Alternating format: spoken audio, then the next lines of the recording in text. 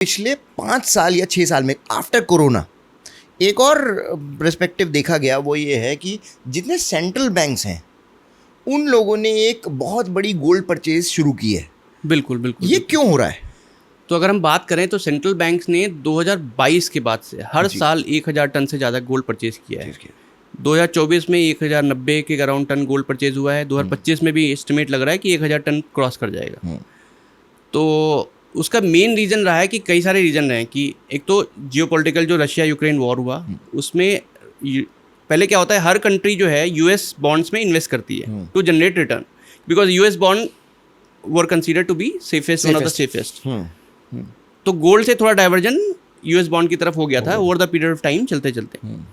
But Russia के भी सारे इन्वेस्टमेंट जो थे पोस्ट दिस वॉर यूएस ने फ्रीज कर दिए अराउंड $300 बिलियन की। अच्छा, तो it was setback for all the countries कि अगर आप कभी भी आप कुछ भी करते हो तो डॉलर डिनोमिनेटेड अगर आपने इन्वेस्टमेंट कर रखी है तो कभी भी आप अगर if you go against particular country तो वो फ्रीज हो सकता है। तो उसके बाद वही सेफ हेवन की जो हमने कुछ देर पहले बात करी थी कि सेफेस्ट क्या है, उसके बाद क्या है।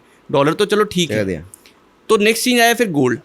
तो सबको लगने लगा कि नहीं डी रिस्क करना है। रशिया के पास भी एक काफी अच्छा खासा 2000 टन या प्लस का 2000+ टन का गोल्ड रिजर्व था। मैंने कहा उसी ने रशिया को एक कुशन दिया उस इकोनॉमी को कि उसका रूबल उतनी तेजी से नहीं गिरा। बिल्कुल क्योंकि गोल्ड रिजर्व अगर रहेगा तो आपकी एटलीस्ट कंट्री के पास में एक ट्रस्ट तो है ही कि कंट्री के पास इतने गोल्ड के रिजर्व हैं। अदरवाइज रशिया इतनी वास्ट एंड बिग कंट्री है कि उसके पास अदर फैक्टर्स भी हो सकते हैं कि उसका नहीं गिरा।